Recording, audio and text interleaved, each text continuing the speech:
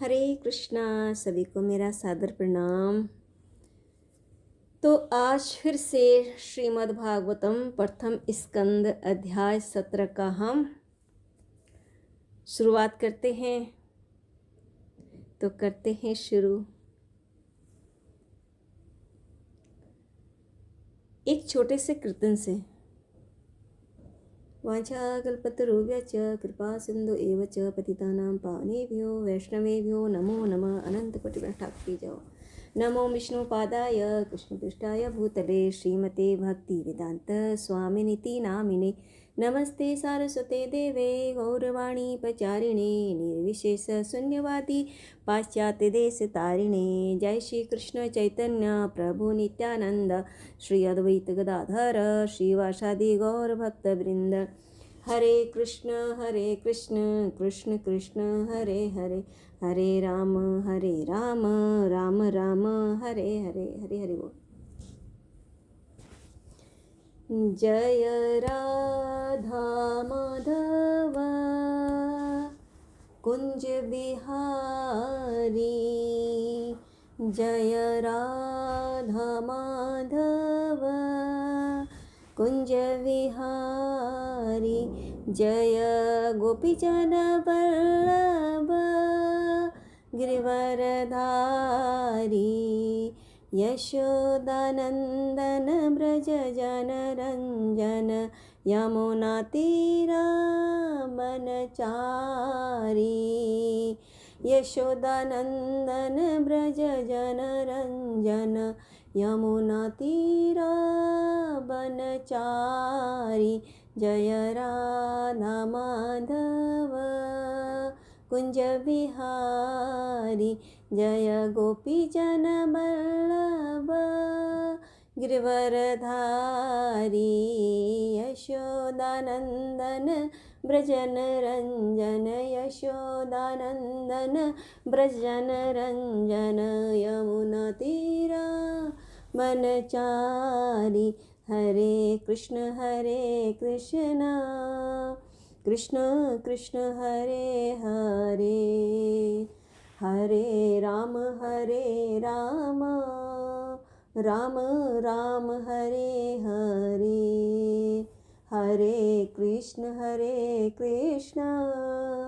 कृष्ण कृष्ण हरे हरे, हरे राम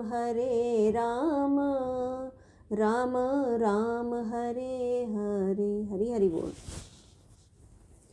ओम नमो भगवते वासुदेवाय, ओम नमो भगवते वासुदेवाय, ओम नमो भगवते वासुदेवाय, ओम नमो भगवते वासुदेवाय। नरं चैव नरोत्तमं देवीं सरस्वतीं व्यासं ततो जयम् उदीरयेत्। नष्टप्रायेषु भद्रेषु नित्यं भागवत सेवया भगवती उत्तम श्लोके भक्तिर्भवति नैष्टिकी। कृष्णाय वासुदेवाय देवकी नंदनाय च नन्दगोपकुमाराय गोविन्दाय नमो नमः। मूकं करोति वाचालं पङ्गुं लङ्घयते गिरिं, यत्कृपातमहं वन्दे परमानन्दमाधवं। श्रीचैतन्य ईश्वरं श्रीगुरुदीनतारिणं। हरि बोल। जय हो गुरुदेव।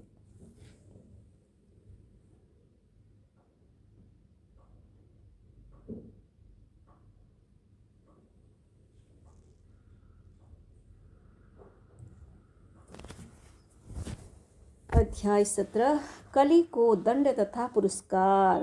पहला श्लोक हमारा है।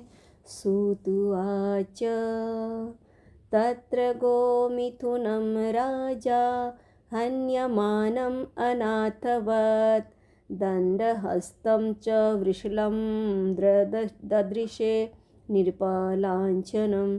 श्रील सुत गोस्वामी ने कहा, उस स्थान पर पहुंचकर महाराज परीक्षित ने देखा कि एक नीच जाति का शूद्र राजा का वेश बनाए एक गाय तथा बैल को लाठी से पीट रहा था, मानो उसका कोई स्वामी न हो।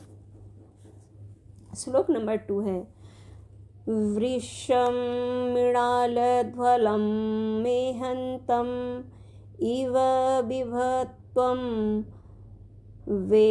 वेपमानं पदा एकेन सिद्धन्तं शूद्रताड़ितं। वैल इतना ध्वल था कि जैसे श्वेत कमल पुष्प हो। वह उस शूद्र से अत्यधिक भयभीत था जो उसे मार रहा था। वह इतना डरा हुआ था कि एक ही पैर पर खड़ा थरथरा रहा था और पेशाब कर रहा था। श्लोक नंबर हमारा है 3। गां च धर्मदुधां दीनां भृशं शूद्रपद आहतां विवतसाम आशुवदनां क्षामां यवसम इच्छतिम। यद्यपि गाय उपयोगी है क्योंकि उससे धर्म प्राप्त किया जा सकता है, किंतु अब वह दीन तथा बछड़े से रहित हो गई थी। उसके पांव पर शूद्र प्रहार कर रहा था। उसकी आंखों में आंसू थे और वह अत्यंत दुखी तथा कमजोर थी। वह खेत की थोड़ी सी घास के लिए लालायित थी। श्लोक नंबर हमारा है 4। परपच्छ रथम आरूढ़ः कार्तस्वर परिच्छदं मेघगंभीरया वाचा समारोपित कार्मुकः। धनुष बाण से सज्जित तथा स्वर्ण जड़ित रथ पर आसीन महाराज परीक्षित उससे शूद्र से मेघ के समान गर्जना करने वाली गंभीर वाणी से बोले। श्लोक नंबर 5 है हमारा। कस्त्वं मतसरणे लोके बलातहसि अबलान् बली नरदेवः असि वेशेण नटवत कर्मणा आदविजः। अरे तुम हो कौन? तुम बलवान प्रतीत हो रहे हो, फिर भी तुम उन असहायों को मारने का साहस कर रहे हो जो मेरे संरक्षण में है। वेश से तुम देवतुल्य पुरुष राजा बने हुए हो, किंतु अपने कार्य से तुम द्विज क्षत्रियों के सिद्धांतों का उल्लंघन कर रहे हो। श्लोक नंबर 6 हमारा है। यस्त्वं कृष्णे गते दूरं सह गाण्डीवधन्वना शोच्यः असि अशोच्यानर्हसि प्रहरन् बधम् अर्हसि। अरे धूर्त, क्या तुम इस निर्दोष गाय को मारने का दुस्साहस इसलिए कर रहे हो कि भगवान श्री कृष्ण तथा गांडीवधारी अर्जुन दृष्टि से बाहर हैं। चूँकि तुम इस निर्देश को एकांत स्थान में मार रहे हो, अतः तुम अपराधी हो और वध किए जाने के योग्य हो। श्लोक नंबर 7 है। त्वं वा मृणालध्वलः पादेह न्यूनः पदाचरन् वृषः रूपेण किं कश्चित् देवः नः परिखेदयन्। तब उन्होंने महाराज परीक्षित ने वैल से पूछा, अरे तुम कौन हो? तुम श्वेत कमल जैसे धवल वैल हो या कोई देवता हो? तुम अपने 3 पैर खो चुके हो और केवल एक पैर पर चल रहे हो। क्या तुम बैल के रूप में कोई देवता हो जो हमें इस प्रकार क्लेश पहुंचा रहा हो? श्लोक नंबर 8 है हमारा। न जातु कौरव इंद्राणाम दौर्दंड परिरंभिते भूतले अनुपतन्ति अस्मिन् बिना ते पाणिनां शुचः। कुरुवंश के राजाओं के बाहुबल से सुरक्षित राज्य में आज मैं पहली बार तुम्हें आँखों में आंसू भरे शोक करते हुए देख रहा हूँ। आज तक किसी ने पृथ्वी तल पर राजा की उपेक्षा के कारण आंसू नहीं बहाए। श्लोक नंबर हमारा 9 है। मां सौरभेय अत्र शुच बेतु ते विशलात भयम। सॉरी, दोबारा से मैं श्लोक को बोलूँगी। मां सौरभेयात्र शुचो वेतु ते वृषलाद भयम मारोदिरं भद्रं ते खलानां मयि शास्तरी। हे सुरभि पुत्र, अब तुम और शोक न करो। तुम्हें इस अधम जाति के शूद्र से डरने की आवश्यकता नहीं है। तथा हे गौ माता, जब तक मैं शासक या खलों के दमनकर्ता के रूप में हूँ, तब तक तुम्हें रोने की आवश्यकता नहीं है। तुम्हारा सभी प्रकार से कल्याण होगा। श्लोक नंबर 10 and 11। यस्य राष्ट्रे प्रजा सर्वास्त्रसयन्ते साध्वय साधुभिः तस्य मतस्य नश्यन्ति कृतिरायुर्भर्गोकगतिः एषः राज्ञा परो धर्मो हयार्तानाम् अर्तिनिग्रह अतएनः वदिष्यामि भूतद्रोहं सप्तमम्। हे साध्वी, यदि राज्य में भी सभी प्रकार के जीव तटस्थ रहे तो राजा की ख्याति, उसकी आयु तथा उसका उत्तम पुनर्जन्म पर लोग नष्ट हो जाते हैं। यह राजा का प्रधान कर्तव्य है कि जो पीड़ित हो सर्वप्रथम उनके कष्टों का शमन किया जाए। अतः मैं इन अत्यंत दुष्ट व्यक्ति को अवश्य मारूंगा, क्योंकि यह अन्य जीवों के प्रति हिंसक है। श्लोक नंबर हमारा 12 है। कवृश्चित् तव पादान् स्त्रीन् सौरभे अच्युतपदः मा भुवन् त्वादृशाः राष्ट्रे राज्ञां कृष्ण अनुवर्तिनाम्। उन्होंने महाराज परीक्षित ने वैल को बारंबार संबोधित करते हुए इस प्रकार पूछा, हे सूर्य पुत्र, तुम्हारे 3 पाँव को किसने काट लिया है? उन राजाओं के राज्य में जो पूर्ण पुरुषोत्तम भगवान श्री कृष्ण के नियमों के आज्ञाकारी हैं, तुम्हारे समान दुखी कोई नहीं है। श्लोक नंबर है 13। आख्याहि वृषभद्रं वह साधूनाम अकृत आगसाम आत्मवैरूप्य कर्तारम पार्थानाम कृति दूषणम। हे ऋषभ, तुम निरपराध हो और पूर्णतया निष्ठावान हो, अतएव मैं तुम्हारे कल्याण की कामना करता हूँ। कृपया मुझे अंग भंग करने वाले दुष्ट के बारे में बताओ, जो पृथा के पुत्रों के यश को कलंकित कर रहा है। श्लोक नंबर 14 हमारा है। जने अनागसी अधम युज्यन् सर्वतः अस्य च मत भयम् साधूनां भद्रमेव स्यात् आसाधु दमने कृते। निरपराध जीवों को जो कोई भी कष्ट पहुंचाता है, उसे चाहिए कि विश्व में जहाँ कहीं भी हो, मुझसे डरें। दुष्टों का दमन करने से निरपराध व्यक्ति को स्वतः लाभ पहुंचता है। श्लोक नंबर हमारा 15 है। अनगहसु इह भूतेषु यः आगकृतः निरंकुश आहर्ता अस्मि भुजं साक्षात् अमर्त्यस्य अपि स अंगदम्। जो उच्छृंड व्यक्ति निरपराधियों को सताकर अपराध करता है, वह मेरे द्वारा उखाड़ फेंका जाएगा, चाहे वह बाजूबंद तथा अन्य अलंकारों से युक्त स्वर्ग का निवासी ही क्यों न हो। श्लोक नंबर हमारा 16 है। राज्ञो हि परमो धर्मः स्वधर्मस्थानुपालनं शास्तोन्यान् यथा शास्त्रम् अनापधुत्तपथानिह। शासक का यह परम धर्म है कि कानून का पालन करने वाले व्यक्तियों को सभी प्रकार से संरक्षण प्रदान करें, और जो सामान्य दिनों में जब आपातकाल नहीं रहता शास्त्रों के अध्यादेशों से विपत हो जाते हैं, उन्हें दंड दे। श्लोक नंबर 17 है। धर्म उवाच एतत् वा पाण्डवेयानां युक्तम् आर्त अभ्यमं वचः येषां गुणगुणे कृष्ण दौत्य आदो भगवान कृतः। धर्म ने कहा, अभी आपने जो शब्द कहे हैं वे पांडव वंशी व्यक्ति के लिए सर्वथा उपयुक्त है। पांडवों के भक्तिपूर्ण गुणों से मोहित होकर ही भगवान श्री कृष्ण ने दूत का कर्तव्य निभाया। श्लोक नंबर 18 है।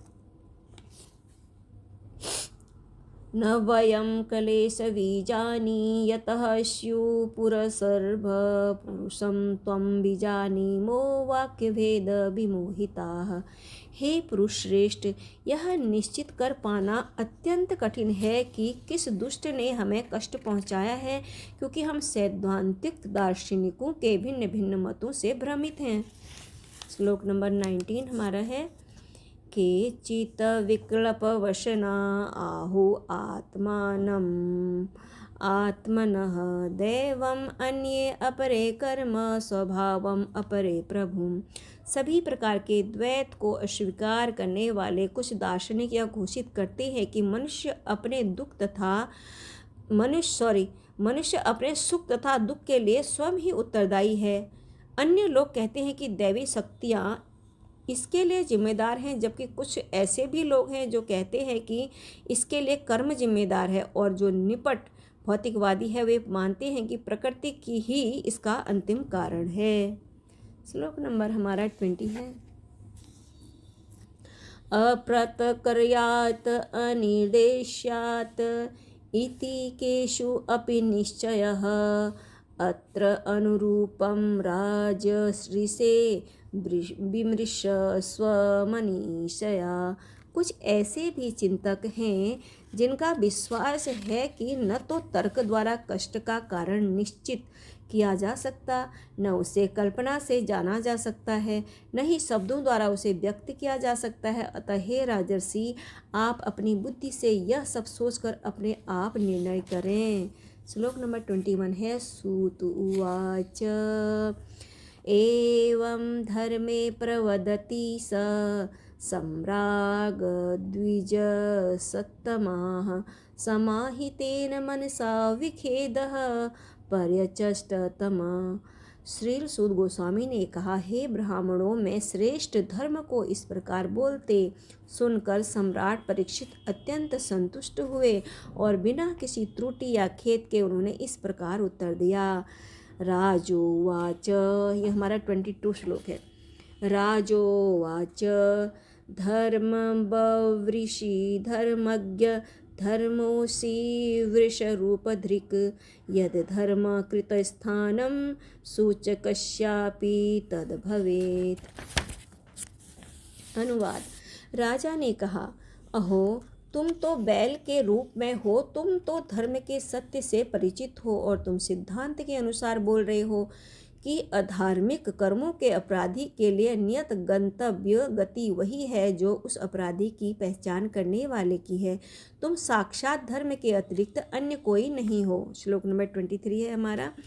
अथवा देव मायाया नूनं गतिरगोचरा चेतसो वचश्चापि भूतानामिति निश्चयः।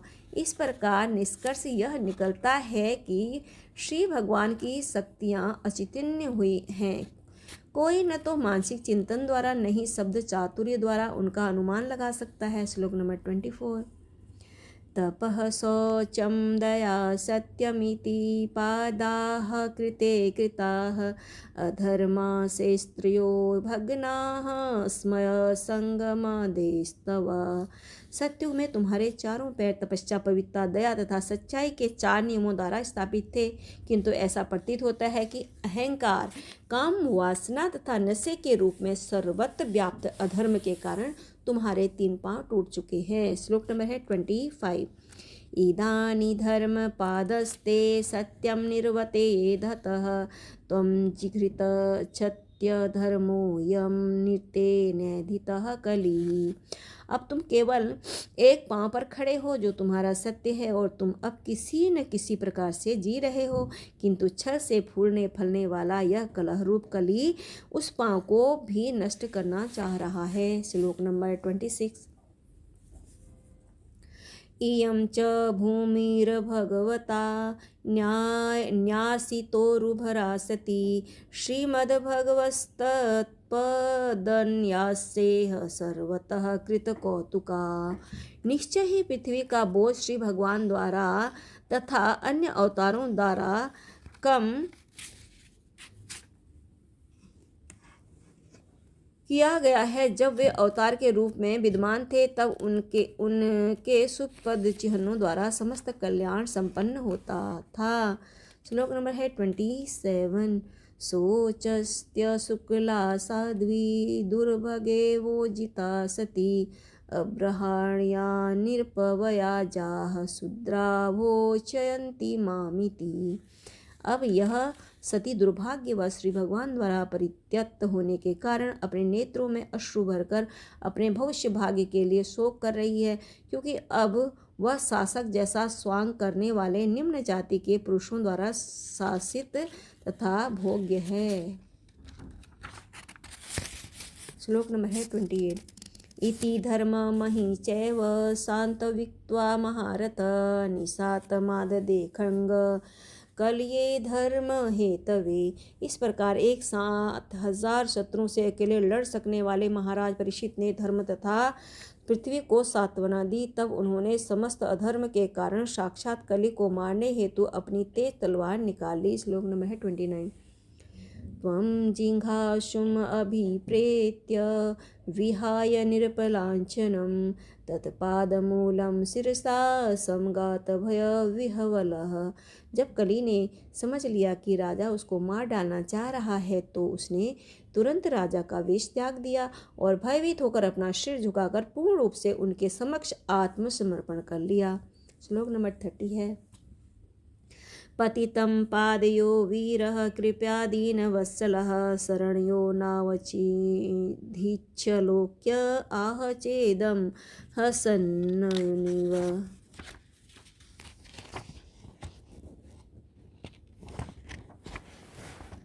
सॉरी, ये थोड़ा ना चिपक रखा है। श्लोक नंबर हमारा है, सॉरी, इस श्लोक का भी एक श्लोक का अनुवाद है। शरणागत के रक्षक तथा इतिहास में प्रशंसनीय महाराज परीक्षित ने उस दीन शरणागत तथा पतित कलि को मारा नहीं, अपितु वे दयापूर्वक मुस्कुराने लगे क्योंकि वे दीन वत्सल जो है।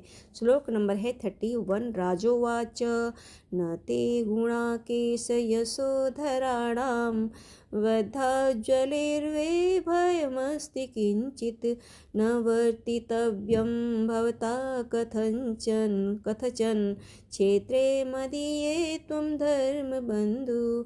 राजा ने इस प्रकार कहा, हम अर्जुन के यश के उत्तराधिकारी हैं और चूंकि तुम हाथ जोड़कर मेरी शरण में आए हो अतः तुम्हें अपने प्राणों का भय नहीं होना चाहिए, लेकिन तुम मेरे राज्य में रह नहीं सकते क्योंकि तुम अधर्म के मित्र हो। श्लोक नंबर है 32। त्वां वर्तमानं नरदेवदेहेषु अनुप्रवृत्तः यम् अधर्मपुङ्गः लोभः अनितं चौर्यम् अनार्यम् अंह ज्येष्ठा च माया कलह च दंभः। यदि कलिरूपी अधर्म को नरदेव अर्थात किसी कार्यकारी प्रशासक के रूप में कर्म करने दिया जाता है तो निश्चय ही लोभ, असत्य, डकैती, अशिष्टता, विश्वासघात, दुर्भाग्य, कपट, कलह तथा दंभ जैसे अधर्म का बोलबाला हो जाएगा। श्लोक नंबर 33 है।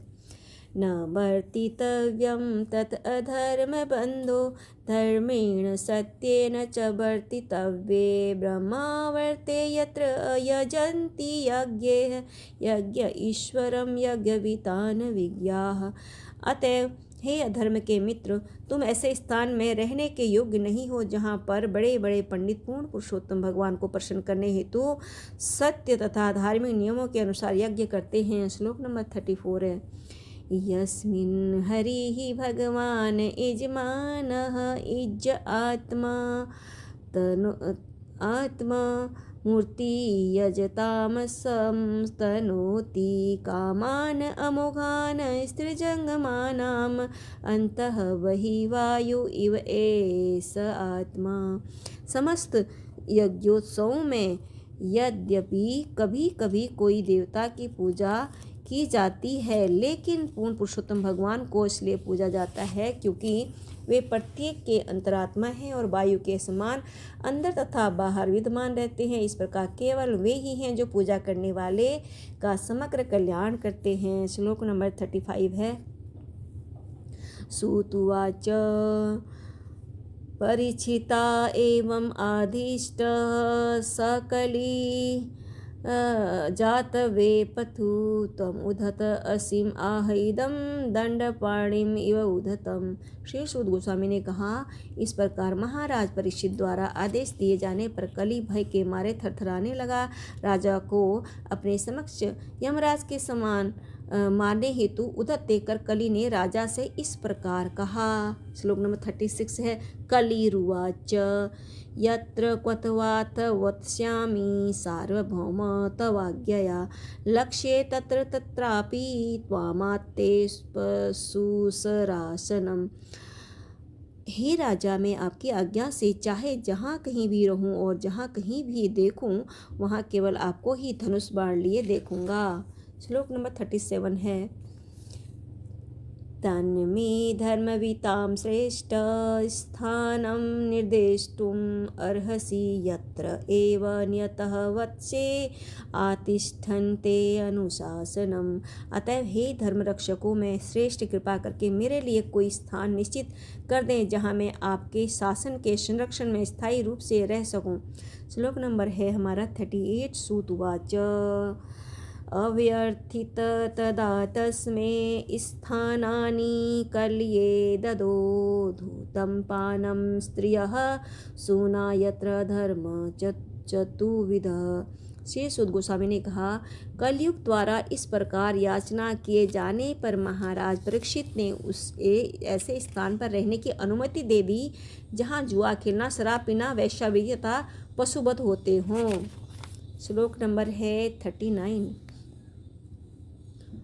पुनश्च याचमानय जातरूपम् अदात प्रभु ततः अनितं मदं कामं रजः वैरं च पंचमम। कलि ने जब कुछ और याचना की तो राजा ने उसे उस स्थान में रहने की अनुमति प्रदान की जहाँ सोना उपलब्ध हो, क्योंकि जहाँ जहाँ स्वर्ण होता है वहीं वहीं असत्य, मद, काम, ईर्ष्या तथा वैमनस्य रहते हैं। श्लोक नंबर है 40। अमूनि पंचस्थानानि हि अधर्म प्रभव कलिः औत्रेण दत्तानि नवयवसत तत निर्देशकृत। इस प्रकार उत्तरा के पुत्र महाराज परीक्षित के निर्देश से कलि को उन 5 स्थानों में रहने की अनुमति मिल गई। श्लोक नंबर है 41। अथेतानि न सेवेत बुभुसुः पुरुष क्वचित् विशेषतो धर्मशीलो राजा लोकपतिरगुरुः। अतः जो लोग भी विशेष रूप से जो राजा, धर्मोपदेशक, जन नेता, ब्राह्मण तथा सन्यासी जो अपने भलाई चाहते हैं, उन्हें उपयुक्त 4 अधार्मिक कार्यों के संपर्क में कभी नहीं आना चाहिए। श्लोक नंबर 42 है। वृषस्य नष्टा स्त्रीन् पादान् तपः शौचं दयामिति पतिसन्ददध आश्वास्य मही च संवर्धयत्। तत्पश्चात राजा ने धर्म रूप बैल के विनष्ट पैरों को पुनः स्थापित किया और आश्वासन देने वाले कार्यों से पृथ्वी की दशा में बहुत सुधार किए। श्लोक नंबर 43 एंड 44 हैं। स एत हि अधयास्ते आसनं पार्थिव उचितं पितामहेन उपन्यस्तं राज्ञा अरण्यं विवीक्षता आस्ते अधुना स राजऋषि कौरव इन्द्र श्रिया उलसन् गजाहवे महाभागः चक्रवर्ती बृहत सर्वा। वे सर्वाधिक भाग्यशाली सम्राट महाराज परीक्षित, जिन्हें महाराज युधिष्ठिर ने बन जाते समय हस्तिनापुर का राज्य सौंपा था, अब कुरुवंशी राजाओं के कार्यों से ख्याति प्राप्त करके अत्यंत सफलतापूर्वक संसार पर शासन कर रहे हैं। श्लोक नंबर हमारा है 45, जो हमारा लास्ट श्लोक है अभी ये। इत्थम लास्ट श्लोक मतलब 17 अध्याय का लास्ट श्लोक। इत्थं भूतानुभावो अयम् अभिमन्यु सुतः निर्भयस्य पालयतः क्षोणिं यूयं सत्राय दीक्षिता। अभिमन्यु के पुत्र महाराज परीक्षित इतने अनुभवी हैं कि उनके पटु शासन तथा संरक्षण तत्व के बल पर आप सब इस प्रकार का यज्ञ संपन्न कर रहे हैं। इस प्रकार श्रीमद् भागवतम के प्रथम स्कंद के अंतर्गत कलि को दंड तथा पुरस्कार नामक 17वें अध्याय के भक्ति वेदांत तात्पर्य पूर्ण हुए। हरे कृष्ण कृष्ण कृष्ण हरे हरे, हरे राम राम राम हरे हरे। हरि हरि बोल। गुरु अग्रराज की जय हो। हरे कृष्णा। हरि बोल। श्रीमद् भागवतम की जय। जय हो। हरे कृष्णा। सभी को सादर प्रणाम। प्लीज़ आप ज़रूर इसको श्रवण कीजिएगा।